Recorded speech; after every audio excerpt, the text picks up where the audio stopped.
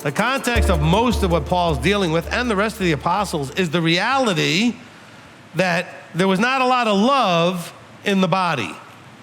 And the reason it wasn't is because there was a great amount of division based on Jew versus Gentile. Okay, those who were born into covenant and those that were not. By the way, that wasn't the only strife. A lot of people that were not born into covenant, they got excited about it and started keeping it. We're keeping it a whole lot more accurately than a lot of the Jews who might as well have been Gentiles who had just really given up on keeping covenant. This is where Paul uses phrases like, your circumcision notwithstanding would be considered uncircumcision if you act like a Gentile. See, all of you need to understand, when you start criticizing, judging, attacking, and all that means that whatever was going on just became about you. And I don't want you to get this wrong. Listen very carefully. A tremendous amount of you are outwardly incredibly generous. You will give, you'll give to other people. I'm not just talking financially, like you're there for them and you'll provide for them. But some of you are the most selfish beings on the planet because somehow everything becomes about you. Somehow it's all about you. Even though you are very generous in general, so if I called you selfish, you would get real mad at me. But by selfish, I mean somehow it becomes about you. Oh, I can't believe that person's doing that. Who cares? Take the word I out of that. What do you mean I can't believe? So they're doing that. People do that stuff. Well, I can't believe it. They should know better. Well, now it all became about you.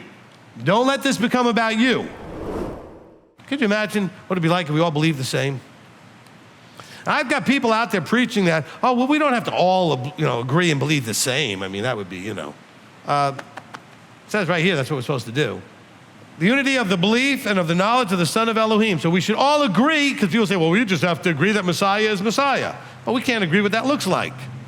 We can't, it says we have to be in the unity of the belief and the knowledge of the Son of Elohim. So what we see and how we see him, we're supposed to be in unity about. They weren't when Paul was talking to them in Romans. They're not here as Paul's talking again in Ephesians. Isn't it amazing how he had to deal with the same problems in every one of his groups? And actually, that it's still a problem now? We still struggle with all these things? Isn't that kind of the problem? Paul is quoting that this is the stuff that's starting to happen with the death, burial, and resurrection of Messiah. This beginning of the Gentiles and the remnants and the scattered of Judah and the scattered of Israel coming together. Problem was, they were physically coming into the same space, but they weren't coming together. And a lot of you are physically in the same space, but you're not coming together. And there's only one way to come together. That you have to be under the same yoke, the same authority, the same instruction. You can't be coming together, all of you as your own instructors. Okay, it's like too many chefs in the kitchen. It's not gonna work. Somebody has to be the executive chef. And then everybody else falls in line to that, right? There's so many commercials since COVID, of Christian ministries just reaching out and saying, whatever's going on in your life, there's a Messiah who's there to fix everything for you. Well, you know what? If he loved you that much, why isn't he just fixing it for you? Because he has to call you. You can't just call him. He's allowing this world to be this way until he calls you. They're all saying it from the wrong direction. Oh, you just have to go out and just, claim him as your Messiah, and then everything's just gonna work out. That's not the way it says it in here. None comes unless the Father draws. Messiah said that. None comes. It has to be a drawing. It's not none comes unless some preacher makes an ad on TV or on YouTube and you watch it. Because the way they preach this kind of makes Messiah look awful.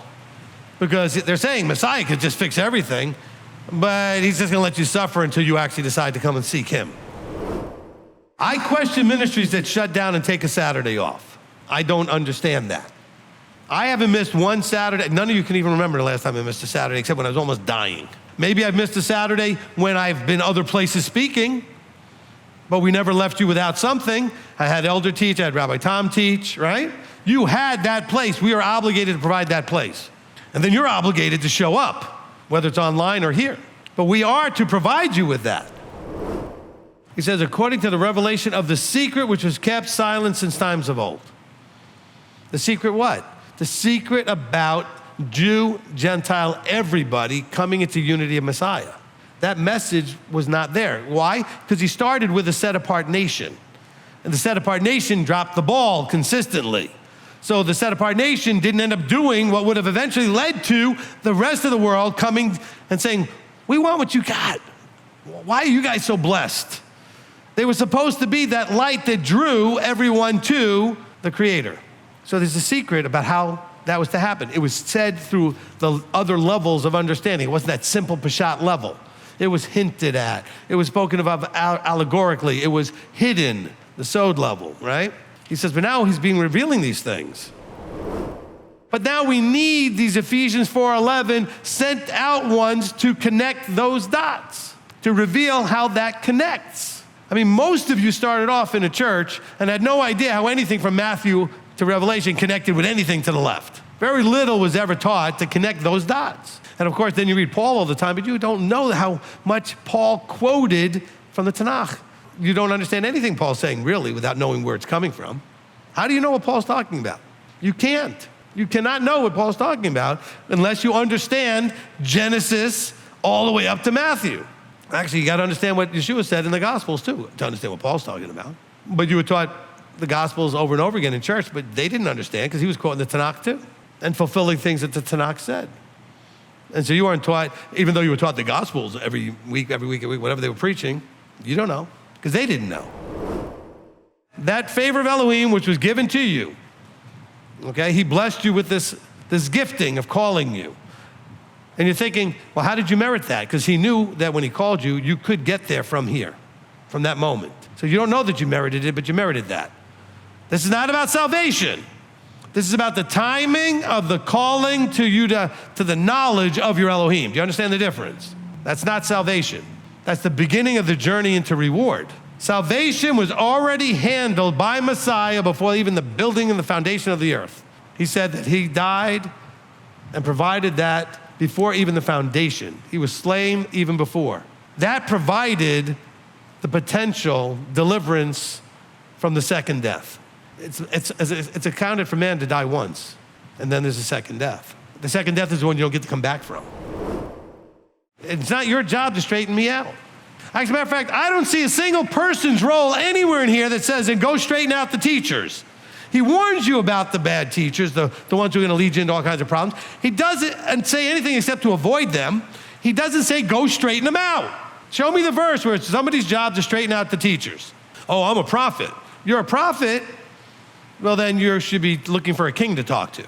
Or you're talking to the body as a whole. You're not a prophet to a teacher. There are no prophets to teachers. I don't see that anywhere in Scripture. The prophets talk to all the people or talk to the king. That's who they were sent to deal with. So don't say that you're a prophet and you're supposed to go straighten out all these ministries. That's not scriptural. I don't see that anywhere. If anybody sees a verse that backs that up, please show me, because it's not here.